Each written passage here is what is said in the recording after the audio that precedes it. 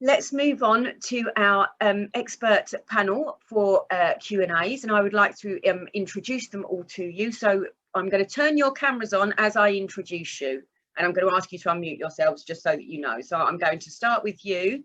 Anne Livesey, if you could unmute yourself for me, please. We're being joined today by Dr. Anne Livesey for our expert panel. We are also being joined by Mr. Chris Smith. If I could ask you to put your video on, and if you could unmute yourself, please, Chris, that would be amazing. And we are also being joined by Dr. Evelien Gevers. If you could put your video on, please, my love. And if you could unmute yourself, that's amazing. Thank you very much. Chris, I believe you've unmuted yourself, but we can't see your lovely face on video at the moment. Yeah, hey Patsy, how you doing? Hello. I'm just trying to, but I'm going to might lose video connection, so I might stay myself on audio because I've been on the line. I keep losing you. No problem at all. Dr. Miller is going to come back in and join us. She will be with us very shortly. So before I start asking you all questions, I'll look at this one. Before I start asking you all questions, can I just take this opportunity to thank you very much for joining us, particularly with the change of programme as well. It's very much appreciated. Thank you for taking the time out of your day. I'm going to try not to overwhelm you all with too many questions. Again, don't worry too much. If for all of those of you watching, don't worry if on your screen you can see Mr. Chris Smith. As long as you can see Anne and Evelien when they speak, you don't need to worry about seeing me when I speak. Or as long as you can hear them, actually, we don't need to worry. Right, I can see that there are lots and lots of questions coming through. So are you all okay to start? Yes, no problem. Okie dokie. I will do my very best to say by name which person I'm asking the question to.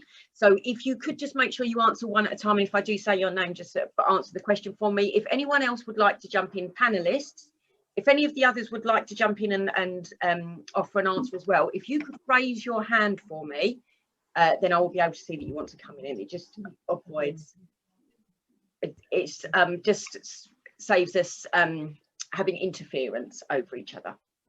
Okie dokie. So I am going to start with, this question, and Chris, it's going to be one for you, just because this person has asked this question a couple of times throughout the conference. If you have a PWS child at the age of 6 that still can't drink, will they ever drink, and what advice can you give? Okay, that's a great question. So yeah, we know that our PWS children sometimes can be slower to develop with certain skills, and of course the swallowing, there's so many muscles that are involved in swallowing, so that can be something that can be delayed. The best advice is to be under a recognized speech and language therapist, because they were the people that will be able to assess that swallow technique, and actually they're the people that can pick up. Sometimes the changes and improvements over time are very subtle, and that doesn't mean to say that the child would always have issues with swallowing.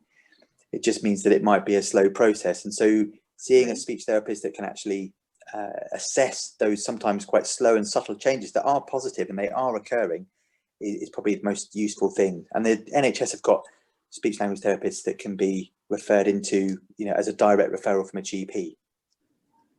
Excellent, thank you, Chris. And I think that's a really good point as well. I think sometimes we can become confused slightly with the role of speech and language therapists, and that we see them very much just as people that can help with bringing on speech, and not necessarily the connection that's there between for a speech and language therapist with things like the swallow technique and all that kind of thing as well. So I think that's a really good point. Would anyone else like to, Anne or Dr. Gevers, would you like to add anything to that? Not really. I completely agree that the speech and language therapists are the right people to assess it. Okay. It's unusual, I would say. I don't know whether Chris agrees that at the age of 6, it's still not possible to drink. So assessment of that would be very useful. Okay, I agree. It sounds very unusual, but that doesn't mean to say that there's no hope for that child, or that there's no areas for progress. Just that maybe more closer monitoring and help from the speech therapist to promote it will be necessary. Yeah. I just Lovely. agree. Just it's unpicking, isn't it? It's having a look what happens and what perhaps gets in the way, and it's an unpicking like any feeding problem. Lovely, thank you very much. The next question that I've got is for Dr. Gevers. I'm hoping that you can help with this one. Do you have any advice that you could give to help improve sleep in a 5-year-old? We heard Dr. Miller speaking at length about kind of the tiredness aspect for those with PWS, but what about if it's kind of the flip situation and the child doesn't really sleep very much at all, including at night? That's a very good question, and it's hard. Sleep hygiene is really important for any child or adult. Regularity helps. So to have the same habit, well, the same ritual of going to bed, do things before going to bed that quieten the child down. Don't do anything that excites the child. So try and have a quiet time and a ritual of going to bed, and then the child may be more get more used to that and knows what happens. Melatonin can sometimes happen. It can sometimes help. Melatonin is easy to take in a tablet form and sometimes can help. When a child has a very deranged sleep pattern and has shifted the sleep pattern, so for example starting to fall asleep in the middle of the night and being awake until a very, very late time, then sometimes specialist input from a sleep specialist can help, who can with methods try to normalize the sleep rhythm again, and try to get that delayed sleeping time back to a normal time. Okay, lovely. Thank you very much for that, Dr. Gevers. Does anyone else have anything that they would like to add to that? Dr. Livesey or Mr. Smith? Sorry, so I used to call you Chris. Or well, even Dr. it's a common issue, isn't it?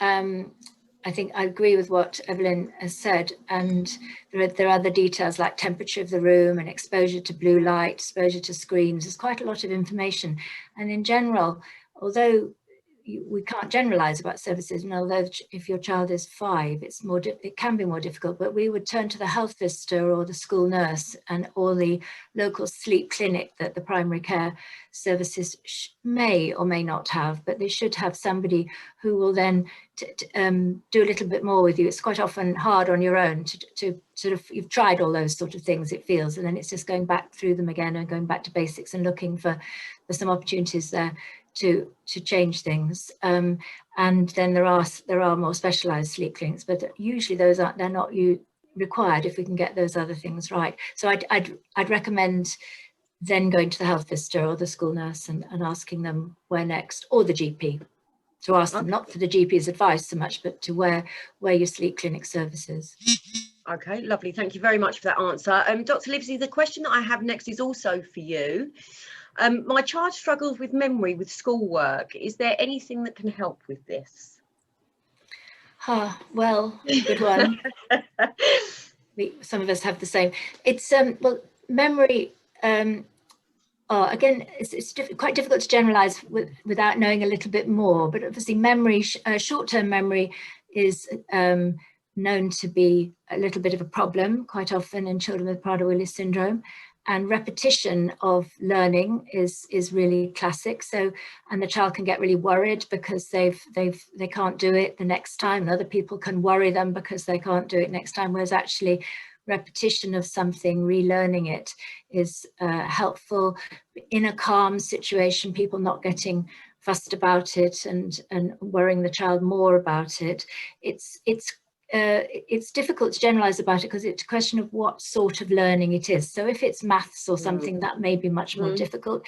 If it's been given in a verbal way, it might be more difficult. So all those details about how different little parts of learning, subtler learning, not your general intelligence, so to speak, but these subtler parts of learning are really, really important. And to ask the school to look into those in more detail would be where I would be going. And there's a short list of the sort of difficulties that children can have, and it's really important that schools know that, and that sometimes you have to take them to the school or point them out, and sometimes the PWSA is the best place to do that. So this, it's like it's about how they're doing it. A little bit more information really would be needed on that.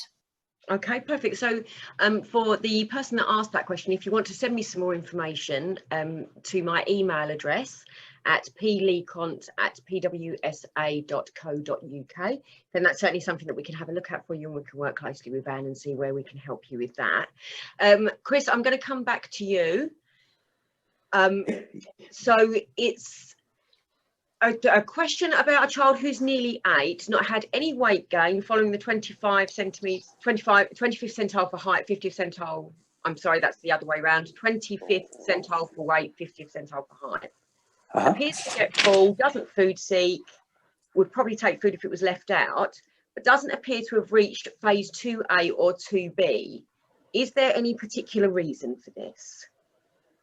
Oh, that's a good question. Yeah, so I think one of the key principles is that children go into those different phases that we've heard defined at different ages, and we see, of course, a spectrum of children, who may enter phases early or may enter phases late.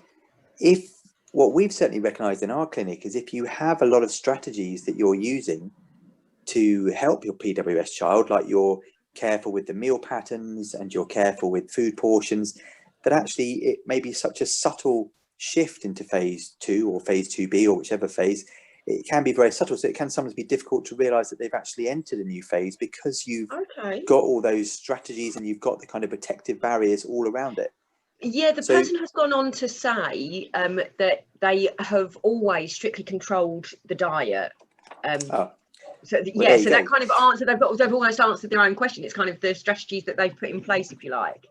Yeah, absolutely. So I think that's not, we know we can't predict, we know that we can't, but we definitely know that those switches into the different phases will be very subtle if you've got really good structure and really good kind of mechanisms around it, which sounds like they're doing a fantastic job. And that's really good to know. And I can see from the corner of my eye, I'm just going to ask you to unmute yourself, Dr. Miller, because I can see that you're nodding in agreement.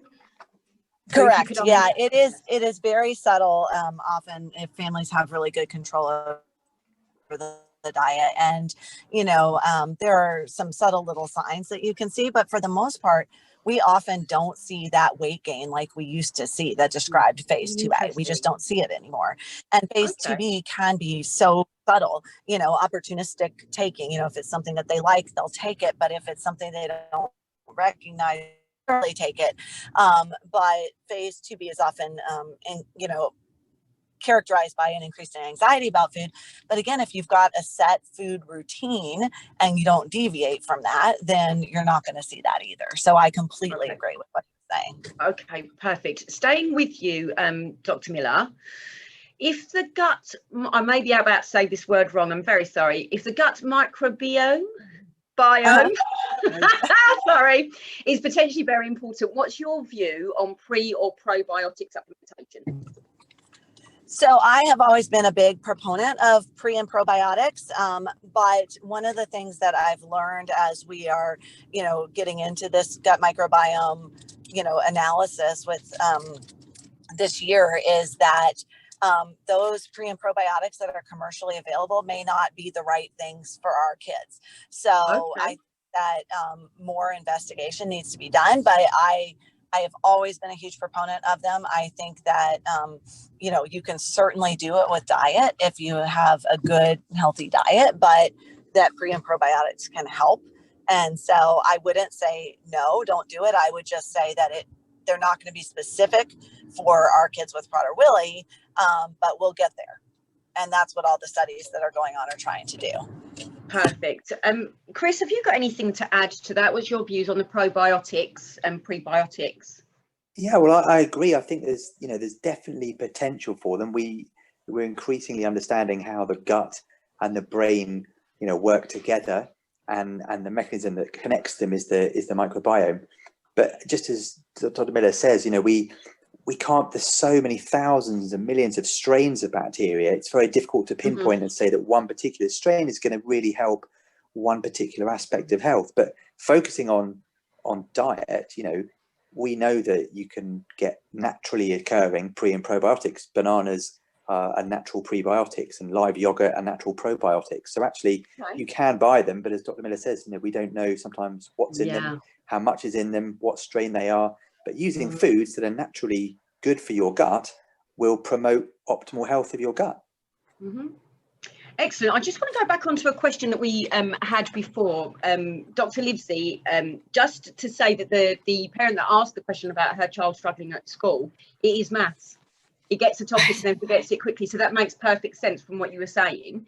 So yes, we can work on that separately. Yeah, we can talk about more, but I think that this, I'd have to try and, you know, get my list together properly, but, you know, the sort of issues of within the specifics of learning that would apply to many children that may need to be, you know, thought about and shared with schools and parents to be aware of, which may not all apply to each child, but things like, as we've heard at like at previous conferences, the idea of task switching, that, you know, somebody's teaching one thing and can they, you know, they take account of you've got to finish that and you know, before you start the next one. So when you're giving an, you know, about teaching and stuff, the short-term memory issue of if it's given verbally, it may take a while to be processed. It's you know, what's their language understanding level as well.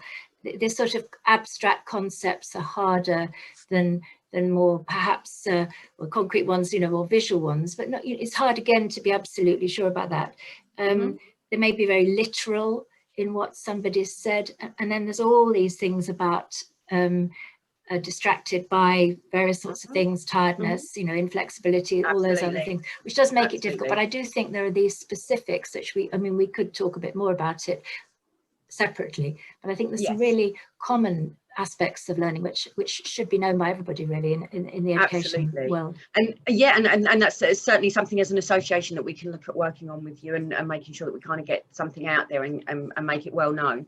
Before we go any further, can I please just hugely apologise to Dr. Livesey, Dr. Gevers and Mr. Smith, because I didn't actually introduce where you were from. So I'm going to take a step back. Dr. Anne Livesey is part of the specialist PWS clinic in Brighton at the Royal Alexandra Hospital. Mr. Chris Smith is a specialist dietitian in PWS and he's also at the Royal Alexandra Hospital in Brighton. Dr. Evelien Gevers runs a specialist PWS clinic at the Royal London Hospital, and Dr. Jennifer Miller, we know that she's, that sounded like I was being very dismissive of you then. Sorry, Dr. Miller. You were introduced before. You run a specialist PWS clinic in Florida, in the US of A. So I just wanted to correct that before we went any further. So we are getting lots and lots of questions. The next one is really interesting, and I'd actually like all of your viewpoints on it. So Chris, I'm going to come to you first. The question is, how do we deal with a child when they've taken food or gotten hold of it? Do you discipline or do you ignore? I think that's a great question. I think the key thing is that we learn from it. You know, I'm sure the others will probably give great answers in terms of you know, managing that event at the time. But I think it's about learning from that moment. From a nutrition point of view, it's saying, okay, well, how did the child get to that position? How did they get the acceptability or the access to food? You know, and what can we learn about how we can prevent that from happening again? You know, really I think that's probably, from my point of view anyway, that it would be based on that. But I'm sure the others have probably got sort of more practical aspects about what you say to the child. Let's see what they've got to say. Dr. Gevers, if I could come to you next. Yeah, I think in general, our view of helping children to grow up healthily is to promote positive feedback to them. So when they do things well, and when things maybe aren't going so well, try to not completely ignore it, but use it for a next occasion. But really important to praise what children do well. And indeed, I agree with Chris that we then also need to think, why was that occasion there, and is there anything that we can do to promote the food security for that child? Amazing. And Dr. Livesey, because I think this is something that, to be honest, that confuses a lot of parents, or something that a lot of parents do worry about, in which what's the best approach, if there is one. So Dr. Livesey, what would you have to add? Well, it's hard to add to this, but because I completely agree. And there would be, so it's prevention, because the drive is so strong, and clarity around that, you know. And the fact is that also here's a challenge. I'll get past it is also part of growing up, and continues, you know, in adulthood as well. Yes. So just because there's a barrier there doesn't mean it's not to be overcome. But prevention and understanding that drive, and definitely this isn't a, we don't do naughty and bad and negative. It's actually it's sort of somehow saying, well, this is, we've, you know, this is going to be too much, you know, too much food today, so we'll have to think about that. What do you think? You know, I mean, it's trying to then use the positives and thinking what works best. Not too much kind of detail dialogue, and not going into it, not trying to sort of work out too much, quite matter of fact, indicating, oh, we're going to have to do this now, and it's fine, and then you sort of move on. It's a little bit difficult, again, as always, to generalize completely, but it's on those lines of positive. It's a positive, a learning, a prevention would be the things, and this is not a naughty The approach. one thing, yeah, I agree. The one thing I would add to that, though, is that every 2- and 3-year-old, right, whether they've got Prader-Willi or not, when they start toddling and exploring their world, are they going to go into the cabinets? They are, you know, and so that's when I think it's a unique opportunity for parents to, you know, really start that process. And a lot of times what happens is they say, well, I was told not to punish or not to say anything bad, you know, because of the drive. But at 2 and 3, that's not the issue. The issue is more just exploratory, right? You know, I mean, all 2- and 3-year-olds will go into the cabinet and put stuff in their mouth. And you know, if it's the only child with Prader-Willi, I think it becomes, you know, more to, you know, parents freak out that it's the hyperphagia. When they have other kids, they're like, my 3-year-old climbs the cabinets all the time, you know, and gets granola bars or whatever. So I really try to encourage parents to recognize that younger age behavior for what it is, which is just normalcy, and to start then with the education of why we don't take food that we're not given, and why it's bad, and that kind of stuff. And I mean, not bad, that's not the right word, but you know what I'm saying. Yeah, absolutely. Start the behavioral modification for the child early. And if I can add something, Patsy, as well, that yes, I mean, I can't take any credit for this piece of advice. I remember this was discussed in one of our groups a few years ago, and the advice that I was told was that it's about preparation. So it's about, you know, us as parents sitting down before that event happens and saying, okay, what are we going to say to our child when we find them and they've maybe taken food, you know, and you preparing ahead of time.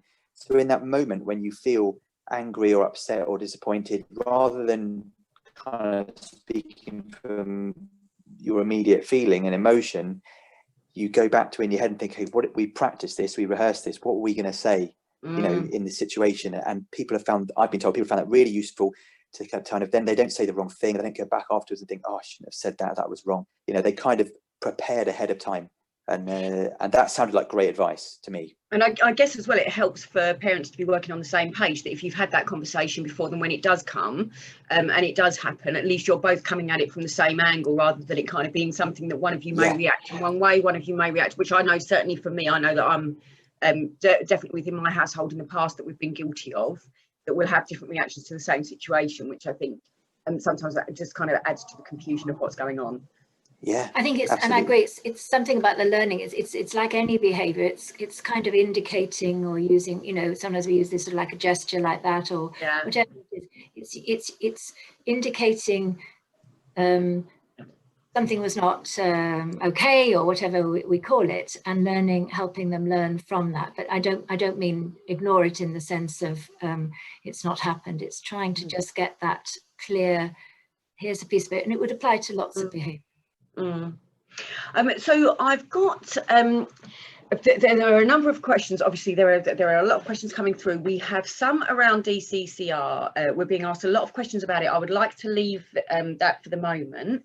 I've got one more kind of almost medically question that I'd like to ask, and then from there, if that's okay, I'd like to then move on to kind of different behaviours that parents are asking questions about, if that's okay with all of you. Of course.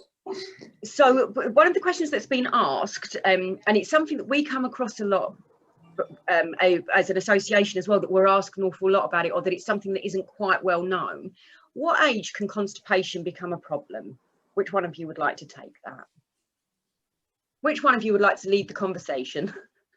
So I would say that constipation can be a problem at any age. I mean, we see it sometimes, and you can see it happen, you know, as kids get older. You can see it happen, you know, if babies are getting breast milk and then transition to formula. You can see it happen if the formula is really super concentrated to try to increase calories to get the kid to gain weight. There's just so many scenarios that can, you know, end up in the situation of constipation, but it can really happen at any age. Okay, lovely. And it can creep up, so that it can creep up, and then children people not realize that actually this bowel's got quite stretchy now and is not not very good. We were talking recently to Evelien and went a meeting to a gastroenterologist, a professor of gastroenterology, who was looking at children with autism and Prader-Willi syndrome and other neurodevelopmental conditions, and talking about the association. So it's really kind of confirming from an academic point, like Dr. Miller has, about the tendency may be much higher there.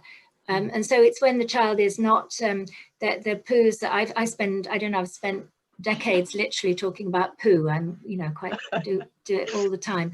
It's a conversation I enjoy. It's across all sorts of neurodevelopmental and other situations. So it is that, the poo not happening very often, the poo getting harder, the poo infrequent, the poo being bigger, incidents where it's got really sore and then they've not gone for the next few days, and then you've got a pattern. There's a whole lot of patterns. So actually keeping an eye, without being too obsessed about it, keeping an eye on the poo is quite a good idea. And fluid, I know it can be difficult, but we heard before, fluid and vegetable fiber and moving around, exercise are the things that are known to help. And sometimes you need a little bit more, and the I don't know, I have to think which of the things that the problem of the sweetness is that the other foods can make them. Sometimes medicine may be necessary to help as well. I would say is I just sorry, Chris. Sorry. Oh no, sorry, Chris, just going to add to that I think one of the things is, just as Dr. Livesey was saying, it can creep up on us, and one of the reasons it creeps up is because, of course, as our kids get older, we're less involved in that side of things. We might not see their poo for weeks or months. So actually helping to educate the child, you can use the Bristol stool chart, that kind of thing. Kids love that, for them to actually be looking at their poo. And if it starts to get to a type 2, that actually that's your early warning sign that the child's becoming a little bit constipated. Now, it's better to pick it up early than it is to wait until the child's coming to you crying, or doesn't want to sit on the toilet, or is having all the problems.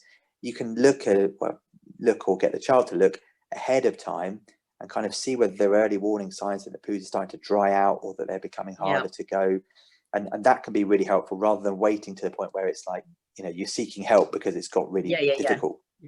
Yeah, definitely. That's really good advice. Dr. Gevers, have you got anything to add? Yeah, so constipation is incredibly common in children that do not have Prader-Willi syndrome as well. Also at all ages, really. So indeed, like Chris says, education is really important, that from an early age, parents do know what is important to prevent constipation and how important fibers and greens and fluids are to prevent it, but also indeed how does the child go to the loo, and do you spend enough time, and do they take the time to go there? Some children don't want to go to the loo at school for a poop, and only want to go home. So indeed, thinking about it from an early age is really important in trying to prevent.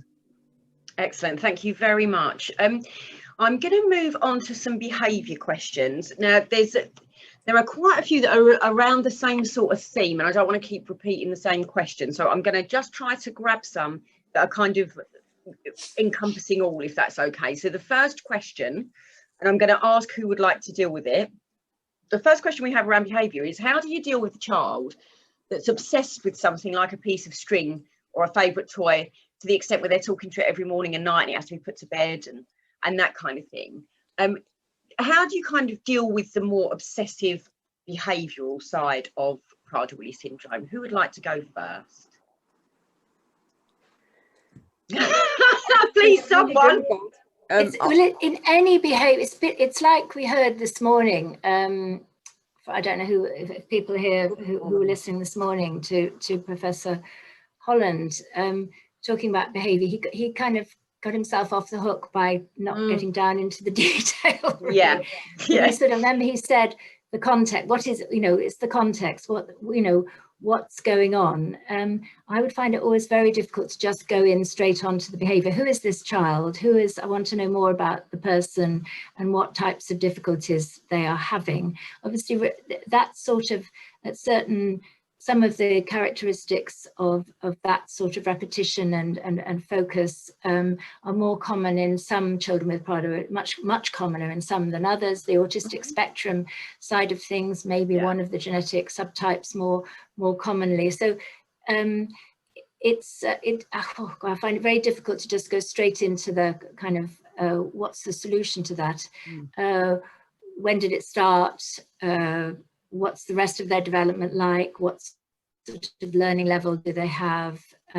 So I'm slightly opting out of giving you something definitive, but I would just in practice I would talk about it. So if you're needing advice, I mean, that's the sort of thing that people would come to me and talk about, as a paediatrician, as a developmental paediatrician, what should we do about this? Or depending on the age of health visitor, perhaps, and then we'd try to work it out. But I'm opting out a little bit there because it's a bit difficult to be definitive. I think it is. I think it is difficult to be definitive. And again, for the person that asked the question, you can always get in touch with us. You can always email me, or you can email us through the website. We're happy to discuss with Anne as well. And that's the thing I think with some of these is that it's a much wider question. It's not, particularly when it comes to behaviour, they're not necessarily just straightforward, easy answers. But the beauty of doing something like this, and particularly doing it as an expert panel, is that it means that we can open everything up, and so we can start the conversation, and we're able to say, that's something that we can help you with. So come to us, we'll look at that in more detail, and we can get involved with other people. So it's still really, really good to have the conversations. We have another that says a 13-year-old whose behaviour has worsened, temporal aggressive outbursts. Could this be due to puberty? Sorry, that's because we were speaking about poo so much. I apologise. Would this be due to puberty and also the fact that growth hormone is accelerating his growth? Yes. Oh, perfect. Thank you, Dr. Miller. Nothing, we'll just leave it there. Excellent. Let's move on to the next one. Okay, so what they've also asked is whether that will calm down when they reach adulthood. It depends. Okay. So really the answer is yes, but not always. It depends on how the parents deal with it, right? Okay. So, as someone said earlier, same concept, just with food stealing or with other unwanted behaviors, and some will need medicine because everybody's a little bit different. But for the most part, if it's just due to puberty, if the parents can hang in there and parent the child like they would parent any of their other children and not tolerate, bad behaviors, a lot of times they will come out of it at the end of it. But some kids do need medicines to help control it. Okay, perfect. Would anyone like to add anything to that? Yeah, I would say that normal puberty has behavioral challenges, and in Prader-Willi syndrome, children find it more difficult to deal with those emotional and behavioral, their emotional changes, and so puberty will certainly affect it. And like Dr. Miller says, some then calm down after puberty, but sometimes that can take a long time. Absolutely. I mean, I suppose I would also add that because puberty may be delayed and it may not be puberty at that sort of age, the challenges of teenage years and the secondary education and the kind of circumstances, I'd always be thinking what else might be going on, you know, for around the child, and you know, trying to hear more about that as well. As yes, it could be puberty, but I'd sort of think probably there are lots more challenges. It's much, you know, it's a common thing to find life a bit more difficult as a teenager. Yeah, and also during puberty, indeed, there is faster growth, so also more appetite, so that will make things more difficult as well. Okay, all right, lovely. Thank you very much for answering those. So I have a question that, again, I don't know if there's an answer to, but certainly as parents, we have most definitely all experienced this in the PWS community. How do you break, and I'm going to read it exactly as the question's written. How do you break the repetitive questions they ask 100 times? Does anyone have any advice? I'd just like to add to that as well, that this it's also kind of followed with a really strict routine, and certain people having to do certain things, that things have to be in a certain way. Bedtime, that has to be the same person putting them to bed all of the time. Is there any advice that you can give firstly about, because again, we're looking at obsessive behaviour again, aren't we? We're looking at kind of that side of the obsessiveness. So what advice, Dr. Miller, I saw that you jumped on then, so I'm going to let you go first. What advice would you give to, oh, please don't say you're frozen. What advice would you give to a parent that's for the repetitive questioning that's sometimes 1 million times a day?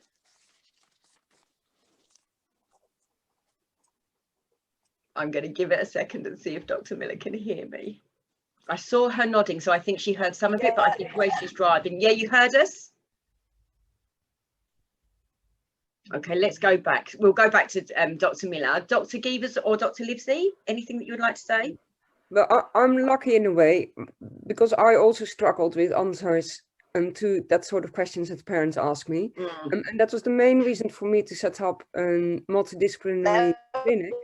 So that we could have a psychologist on board, because often giving answers to those questions are very family and child dependent. So it requires time to pick things out, and in clinic you haven't got that time. So a psychologist who can spend more time with the child and the family is then in a much better place to try and help. Okay, I think there's probably not a magic answer that helps.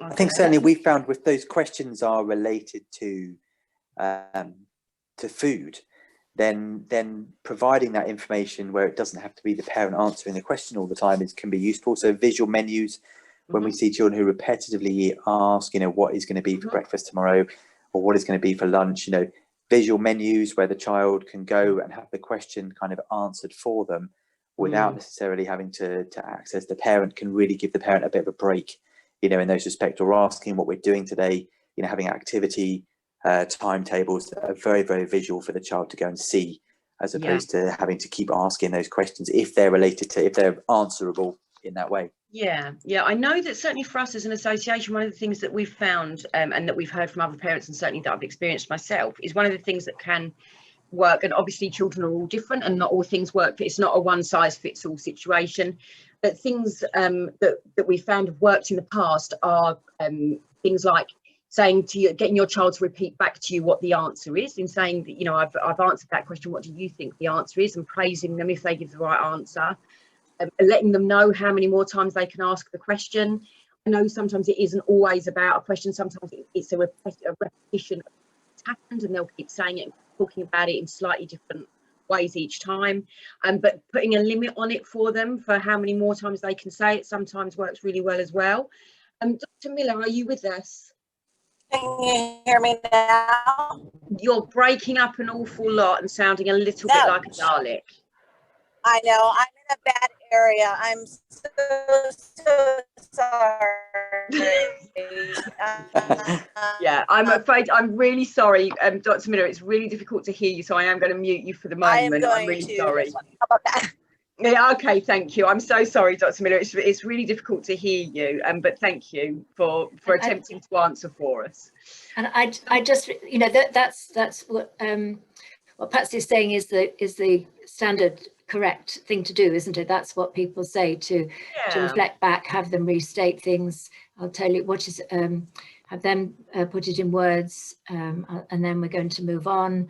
And I know that's easier to say. That's always the same, you know, the issue of behavioural advice, isn't it? That's the, and knowing that this is a very strong feature, and thinking of Prader-Willi, but not in everybody as strong, you know, but it is a common feature, and thinking in what circumstances this seems to happen more, you know, in terms of learning from it, and then remembering that very difficult thing of the more cross you get, the more frustrated you feel, the more it happens, and yet how difficult that is to do, and that calmness, and that avoiding getting into a struggle about it, and thinking, and it's a bit like Chris was saying earlier, what being ready with your response for this, what do I think will work? I mean, it won't always work, and your bright children, they know that here we go, you're using your routine on me, and I sort of spotted that,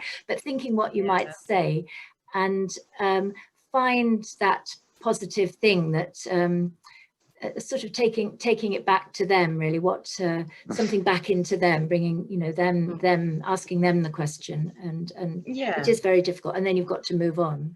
Yes, yeah, absolutely.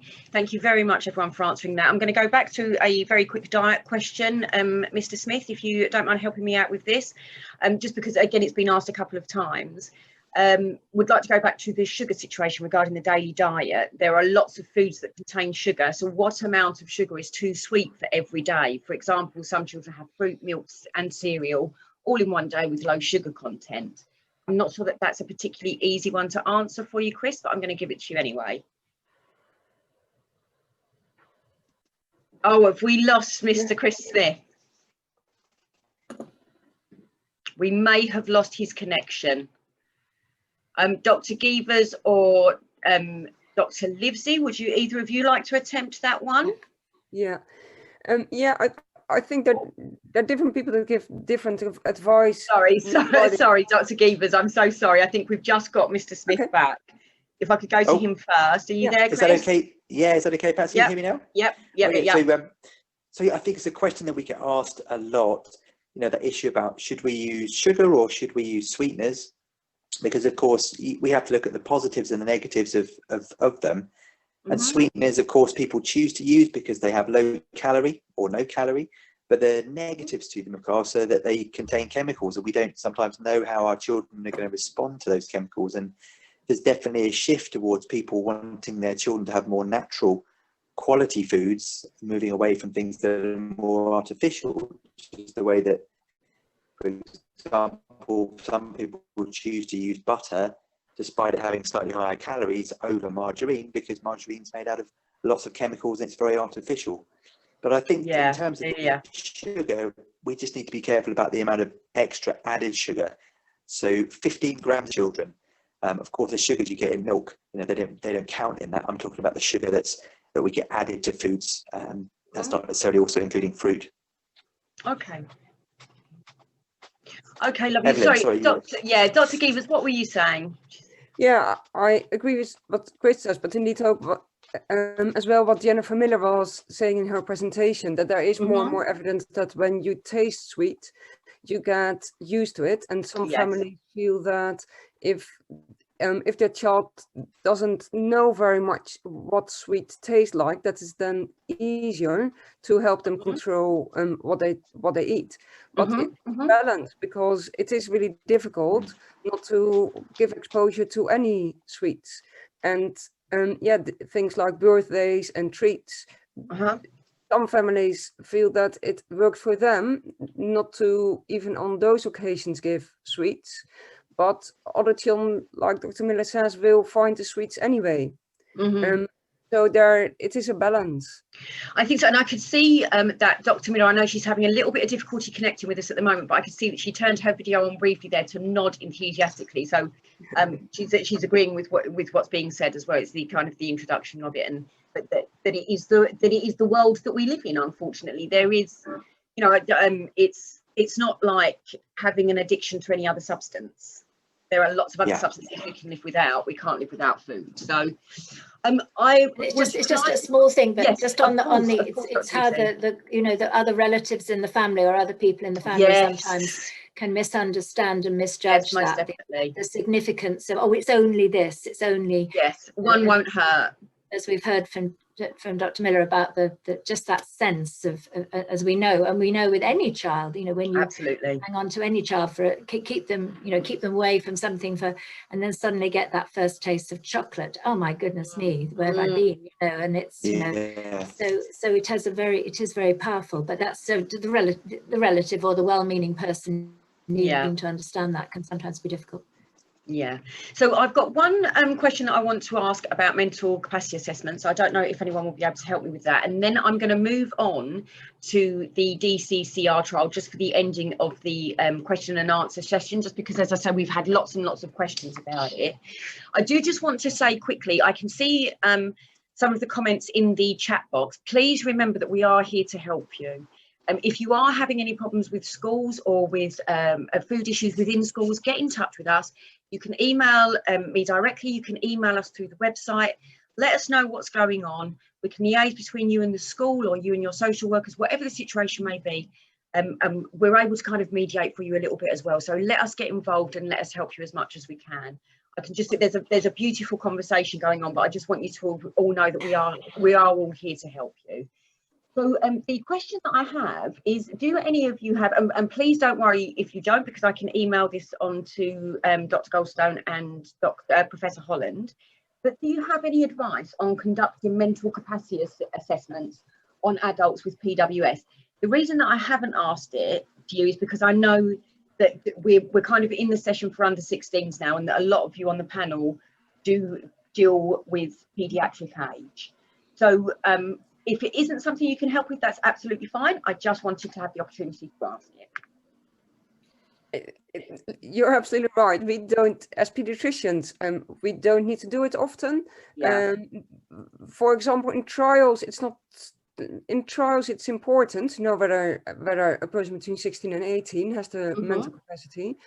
But we also ask them for the assent. Do they agree? There are ways to assess whether a child is a young person or an adult is able to have mental capacity. Professor Holland certainly is the best person to ask that. But you can act. I mean, social care will help with that. One of the things I've learned from that is how needing to have an expert to point out to whoever's doing the assessment that this person may have capacity in certain senses, but not in another sense. And one of the big areas is around judgments around food and judgments around money and their access, because sometimes spending of the money goes on to food, and sometimes spending of the money goes on to other wild spending has happened. And it's very hard for people who are assessing sometimes, because they're not familiar with PWS, to separate these factors out, and they need us. You need us sometimes to sort of make that absolutely clear, and sometimes it's a bit of a barrier. But call for help, and that's again PWSA would guide on that. Absolutely, and again, that's where I'd like to say to the person that asked the question. Again, as an association, we have information available about mental capacity assessments and how they should be carried out, what kind of things you need to look for. Very, very happy to send that information on. Again, I know I keep repeating myself, but if you email us through the website or email me personally, and we can get that information out to you. One of the things that we're learning quite quickly is that we may not be very good at letting you know what information we have. So I am now going to move on to the questions about DCCR. There are a number of them. I'm going to try to encapsulate as much as I can. We have about 10 minutes left. So that we can take a quick 15-minute break after this. We have about 10 minutes left. So the kind of questions that we're getting, I believe most of these might be for Dr. Gevers, but please, anyone jump in. We are getting asked, but the main question is, when is DCCR going to be available? I think we've established that we don't know that yet, and certainly not in the UK. We don't know when it's going to be available. Do we know why it's worked for some with significant hyperphagia but hasn't worked for others with significant hyperphagia? And I'm just going to find the other question, bear with me, just so that we can kind of get a whole kind of look at it all in one go. And then the next question, are there any options around getting faster access to DCCR? So can you hear me, Patsy? Yes, we can hear you, Dr. Miller. Okay, so Dr. Bhatnagar is on. He's the CEO of Celino. If you can have him unmute himself, I'm going to defer to him just in case I cut out again. Okay, I will find him. What was his name, my love? Anish Bhatnagar. Ah, yes, thank you. Okay, just in case you cut out again, I'll be able to get to him if we need to. Thank you. I'm going to go ahead and let him answer, if that's okay, just because I'm afraid I'm going to cut out again. I'm in rural. Let me allow him to talk and see if we're able to get across to him. Hi there, Anish, can you hear me? Hello, Anish. Thank you very much for joining us. Are you happy to take the lead on answering those questions about DCCR? I am happy to, yes. Okay, may I ask what your role is again? Sorry, I apologize.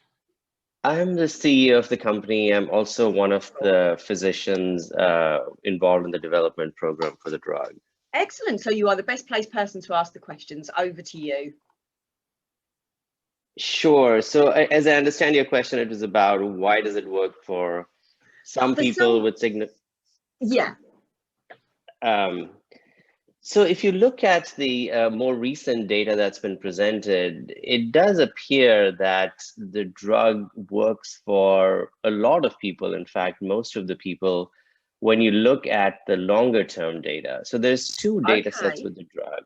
One is the phase 3 study, the Destiny PWS study, and then the subjects who complete that study have the ability to go into the open label extension study. So we have presented data not only from the phase 3 study, but also a subset of patients who have completed treatment for 3 months in the open label extension study.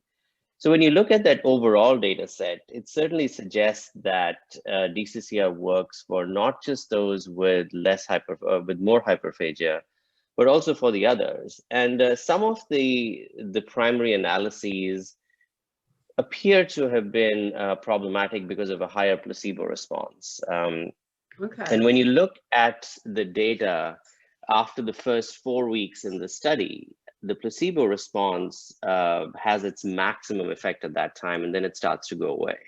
In fact, if you use the week 4 data as baseline, it appears that the data from there until the end of the 601 study actually has a positive effect.